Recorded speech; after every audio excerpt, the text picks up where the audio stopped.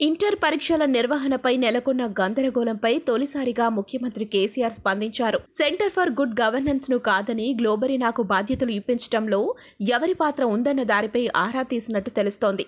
ఇందులో ఆయన తనయుడు కేటీఆర్ ప్రమేయం ఉందని మీడియాలో ఊహాగానాలు వినిపిస్తున్న తరుణంలో ఇంటర్ లొలిపై ముఖ్యమంత్రి సమీక్ష జరపడం ప్రాధాన్యం సంతరించుకుంది.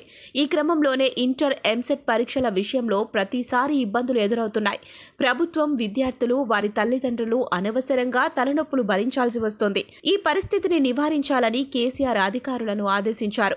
భవిష్యత్తులో ఎలాంటి తలనొప్పులు లేని పరీక్షల విధానం తీసుకురావాలి. ఇందుకు ఇప్పటి నుంచే వ్యూహం ఖరారు చేయాలి.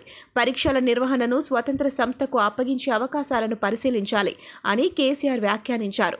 మెరుగైన పరీక్షల నిర్వహణ ఏ దేశంలో, ఏ రాష్ట్రంలో ఉందో అధ్యయనం చేసి ఆ పద్ధతులను తెలంగాణలో అమలు చేయాలన్నారు. సమీక్ష సందర్భంగా పలు కీలక నిర్ణయాలు తీసుకున్నారు. ఈ ఏడాది 9.74 లక్షల మంది విద్యార్థులు ఇంటర్ పరీక్షలు రాశారు. వారిలో 3.28 లక్షల మంది ఫెయిల్ అయ్యారు. మార్కుల కౌంటింగ్ సమయంలో తప్పులు దొర్లడం వల్ల తమకు రావాల్సిన మార్కుల కన్నా తక్కువ మార్కులొచ్చి ఫెయిల్ అయ్యామని కొంతమంది విద్యార్థులు, వారి తల్లిదండ్రులు భావిస్తున్నారు. కాబట్టి వారి అనుమానాలు నివృత్తి చేయడానికి ఫెయిల్ అయిన విద్యార్థులకు ఉచితంగా రీవెరిఫికేషన్ చేయించుకునే వెసులుబాటు కల్పించాలి అని సీఎం ఆదేశించారు. ఫెయిల్ అయిన విద్యార్థులందరి పేపర్లను ఉచితంగా రీవెరిఫికేషన్, రీకౌంటింగ్ చేయాలని నిర్దేశించారు. పాస్ అయిన విద్యార్థులు కూడా రీవెరిఫికేషన్, రీకౌంటింగ్ కోరుకుంటే గతంలో ఉన్న పద్ధతి ప్రకారమే ఫీజు తీసుకొని చేయాలన్నారు. ఈ ప్రక్రియను వీలైనంత త్వరగా ముగించి విద్యా సంవత్సరం కోల్పోకుండా అడ్వాన్స్డ్ సప్లిమెంటరీ పరీక్షలు నిర్వహించాలని చెప్పారు.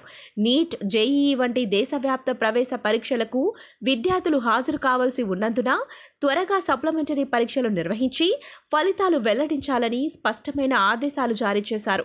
ఇంటర్ విద్యార్థులు డేటా ప్రాసెసింగ్, పరీక్ష ఫలితాల వెల్లడికి సంబంధించి బోర్డుకు సహకారం అందించి అవుట్సోర్సింగ్ ఏజెన్సీల ఎంపిక, వాటి సామర్థ్యంపై కూడా ముఖ్యమంత్రి అధికారులను అడిగి తెలుసుకున్నారు. ఈ ప్రొక్యూర్మెంట్ ప్రక్రియ ద్వారానే టెండర్లను ఆహ్వానించి ఏజెన్సీలను ఎంపిక చేశామని, తక్కువ రేటుకు కోట్ చేసిన సంస్థకే బాధ్యతలు అప్పగించామని అధికారులు సీఎంకు నివేదించారు. టెండర్ల ప్రక్రియ, సామర్థ్యాన్ని గణించటం తదితర ప్రక్రియలన్నీ నిబంధనల ప్రకారమే జరిగాయని, ఇందులో ఎలాంటి అవకతవకలకు చోటు లేదని స్పష్టం చేశారు.